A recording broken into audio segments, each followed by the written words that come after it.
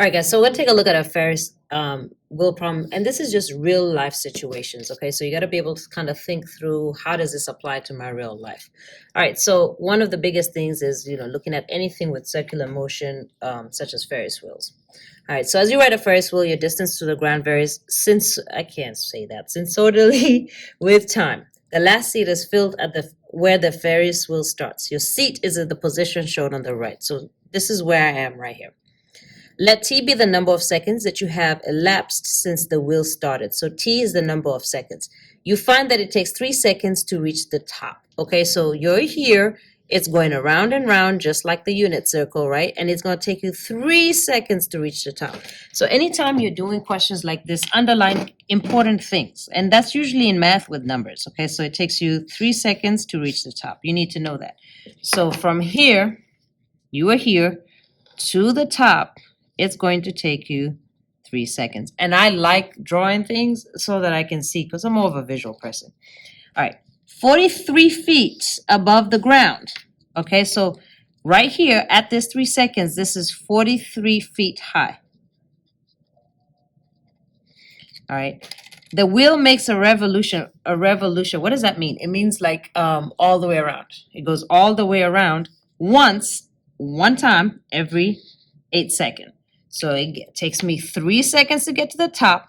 And then when I go all the way around, it's going to be 8 seconds. So if I've already used 3 of those seconds, it's going to take me another 5 seconds to come all the way here, right? All right, the diameter of the wheel. So what is the diameter again? The diameter is the distance from the top of the wheel to the bottom of the wheel through the center, right? That's diameter. That's going to be 40 feet. So if the diameter is 40 feet, then we can say the radius is 20 feet, right? This is 20, this is 20, bringing 40.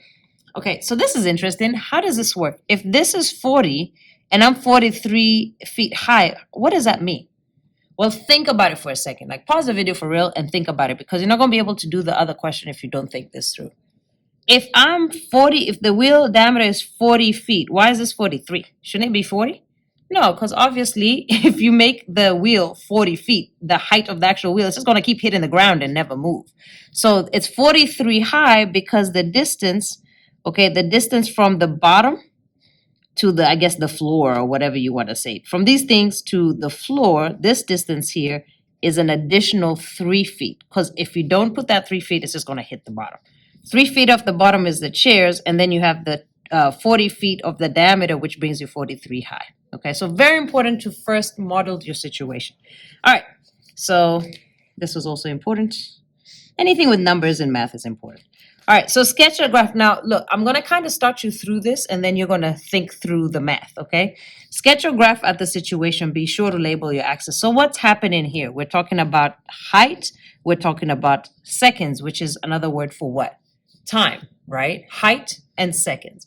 So if I was to label my graph, my x-axis will be t, because this is time in seconds.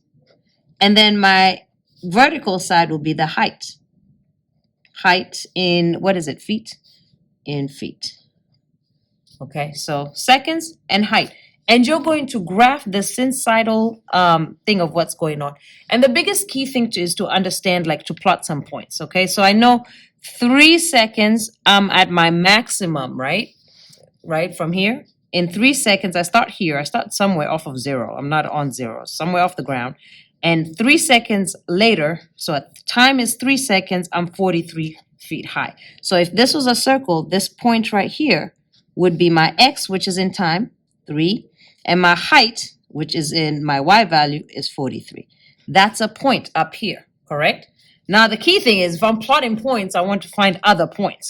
All right, I know that it takes 8 seconds for it to do a full revolution. So whether I'm here, 8 seconds. If I'm here, 8 seconds to come around. If I'm down here, 8 seconds to come around. And I know that at this point, right, if it takes me 8 seconds to come around to do one full revolution, but I'm standing from here, right? So from here, I'll start from where I am. From here, it takes 3 seconds to get to here. Okay, now if it takes 8 seconds to go around from here to this bottom point right here is half the circle, right? And if a full circle in this case is 8 seconds, half a circle would be what? 4 seconds. So from here, from this point to here is going to be 4 seconds, right? So from here to here is 3, then from here to here is 4 seconds, which must mean to get from the bottom to back to where I am, if it's supposed to be 8 seconds total, I have 4 plus 3, which is 7. One more is 1 second. Okay, so I have a few points that I can actually make. All right, so again, it doesn't really matter. I'm going to pick, all right, let's pick this one down here. This one down here, what is my time when I'm here? It says 3 seconds to get the top and then the 4 seconds to get the bottom. That's 7. So my time is 7. And what is my feet? Because I know how high it is from the ground. 3. Okay, so, and this is a pattern, a sinusoidal pattern that keeps going up and down in reference to this. So I'm going to plot these 2 points. All right, so my highest point I'm ever going to be is at 43. My time is at least 8 seconds, and I go around more than one time, so it can make it longer than 18 seconds and keep drawing it. So that's actually what we're going to think about. So in terms of my height, the maximum is 40. So what I'm going to do is I'm just going to make a maximum point. Let's say it's right here, or 40. Half of 40, so I'm go half. I split it in 2 is what? 20. Half of that is 10, right? Half of that. So split that in 2. So this is going to be 10, 20, 30. And I can split it further to go in 5s, right? Do half of that. So half, half, half, and half. And that's going to go up in 5. So 5, 10, 15, 20, 25, 30, 35. Okay, and this is 45. Okay. In time, in seconds, I need at least 8 seconds, but I can go further than 8 seconds. So let's actually say, let's do 2 revolutions. So let's say the end of my graph, kind of here at the end, is going to be 16. So half of that, so half of this space is going to be 8. Half of that, half of this space is going to be 4, which means half of this is 12. Then half of 4 is going to be 2. Half of, so each half is 2, so that's going to be 6. It's going to be 10. It's going to be 14. It's going to be 18. Okay. And I can go half of that and do 1s, right? I'm actually not going to label them. I'm just going to put the values just in case I need them because I'm actually not sure. Okay. So I've just labeled my graph. Now I'm going to plot the 2 points that I have, right? So I know 3, 43, and I know 7, 3. So I'm going to go ahead and plot those. So 3, 3, and 43. 45, 3, somewhere here. Okay, and I know 7 and 3. So 7 and 3, somewhere here. Right, so it goes from my maximum down to my minimum, back up, and so forth. Okay. All right, so to make some more points, I got those 2 points for sure, right? I got some more points I can make because I can go again. So that's 1 revolution. So I'm back here. Now I'm going to do it again. Now, instead of me writing it again, I'm going to do it up here just so that you can see. This is a listening check. Underline the Ferris wheel problem. My circle, I'm over here somewhere, right? I went 1 time all the way around. How long did that take me? 8 seconds. Now I'm going to do it again, okay? I'm going to go around again. To get me to the top is going to take, what? 3 seconds, right? But I already have been on the ride for 8 seconds. So I've already been on the ride a whole revolution, which is 8 seconds, plus this new 3 seconds. So what's this point? So my height is going to be that maximum, which was 43, but my seconds is changing because this is my second time around, right? So it's 8 1 time and then plus this 3, 8, 9, 10, 11. All right, so now I'm at 11 seconds, 43. And then when I keep going back down, remember to come back down here, it takes me 4 seconds, right? But I'm already at 11. So 11 plus the 4 seconds is going to bring me to 15. And what's my height when I'm down here? 3 feet off the ground. So now I have another 2 points that I can graph. So let me go ahead and graph those. So those 2 points are 11:43. So 11:43 right there. And then 15:3. Okay. All right. So I'm going to, in case I make a mistake, do this in pencil real quick. All right. So something like, This is a listening check. Put a box around the y-axis height. all right. So it keeps doing that. So you can see this automatically. You know that you can write this in a sine or cosine, right? So you can write an equation for the sinusoidal function. And I'm going to let you answer this question based on everything I've told you so far. So you can write an equation based on this. To write an equation, what are the things I need? I need what is A, right? So I'm going to tell you what they are, but you're going to write your equation. All right, what's my amplitude? So how do I find the middle of my graph? Well, I go to my maximum point, which was 43. I subtract my minimum point, which is 3, and I divide it by 2. That's going to give me my amplitude. Or, you can count the boxes and figure out where half is, right? So 40 divided by 2 is 20. So my amplitude is 20. And that makes sense because that's my radius, right? All right, then I need B. How do I find B? B is 2 pi over my period. So I need to figure out a period. So from maximum to maximum, how far did I move? That's my period right here, right? So this was 3, I'm going to write in my points, 343. And this one right here was 1143. So I go from 3 to 11. How far is that? Well, 11 minus 3 is 8. So my period is 8 boxes. So 2 pi divided by 8, this simplifies to pi over 4. So my A is 20, B is pi over 4. Next one I need to find is C. Have I moved the graph? Well, it depends on what you're graphing.